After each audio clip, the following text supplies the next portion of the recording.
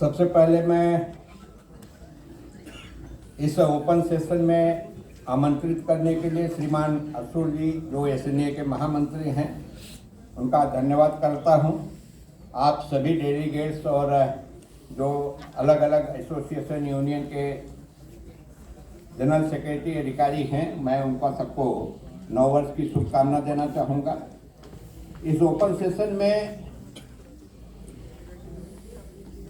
हम जो सभी यहाँ उपस्थित हैं, जो यहाँ यूनियन एसोसिएशन हैं, आज हम सभी के लिए एक बड़ा चुनौती भरा सब विषय है कि भाई जो एमटीएनएल, बीएसएनएल के जो रिटायरी, जो वर्किंग सब कर्मचारी हैं, उनके सामने उनके वेज रिवीजन का, उनके पेंशन रिवीजन का एक बड़ा चैलेंजिंग इशूज है। हम सभी यूनियन एसोसिएशन के लोग मिलकर के इस चैलेंज को स्वीकार करना चाहिए। एक विषय जो मुझे और ध्यान में आता है, अरसुल जी कई बार हम लोगों से मिले हैं कि हम लोगों ने कुछ ज्वाइंटली एफर्ट्स करना चाहिए। जो एक अफोर्डेबिलिटी क्लाज है हमारे लोगों के साथ जुड़ी हुई है, हम यूनिक पब्लिक सेक्टर होने के नाते इसको रिलैक्स करना चाहिए। एमटीएनएल में इस प्रकार का एक यूनियन और मैनेजमेंट का एग्रीमेंट भी हुआ, तो हम सरकार से भी ये लगातार आग्रह कर रहे हैं कि भाई हम एक सर्विस प्रोवाइडर कंपनी है। कंपनी के लॉस प्रॉफिट का अनेक कारण होंगे, लेकिन केवल एक कारण के कारण से इस घाटे के दूसरे और कारणों को छोड़ करके एम्प्लॉइज के साथ ही इस प्रकार की अफोर्डेबिलिटी क्लाज को इम्प्लीमेंट करने का जो सरकार की जिद है या मैनेजमेंट का जो कंपल्सन्स है, वो उसका हम लोग कंडम करते हैं।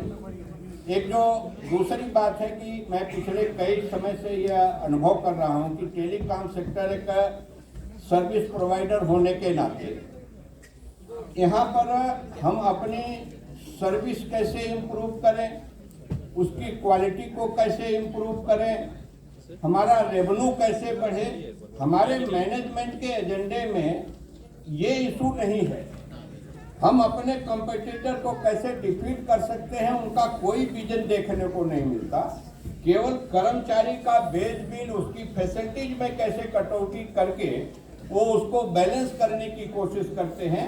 आज हमारे यहाँ मंत्री जी भी आने वाले हैं, हमारे बोर्ड ऑफ डायरेक्टर्स और सीएमडी भी रहेंगे, सेक्रेटरी जैसा है। हम उनके सामने इस विषय को रखना चाहिए कि भाई आप जो भी टारगेट देते हैं, हम उसको अचीव करने में असफल हैं तो फिर तो हम उसके लिए स्वीकार करेंगे।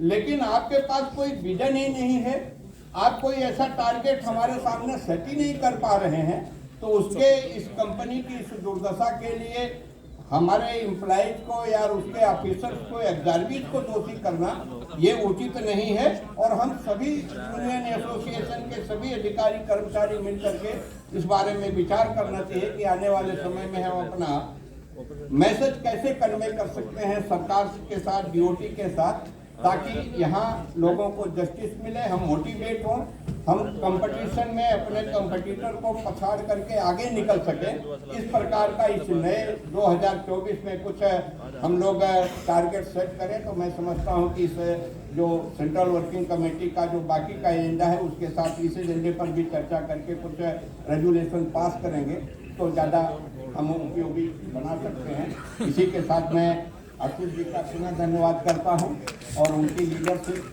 में हम सब लोग एकत्रित होकर के आगे बढ़ें। इसी के साथ आप सभी का पुनः धन्यवाद। जय।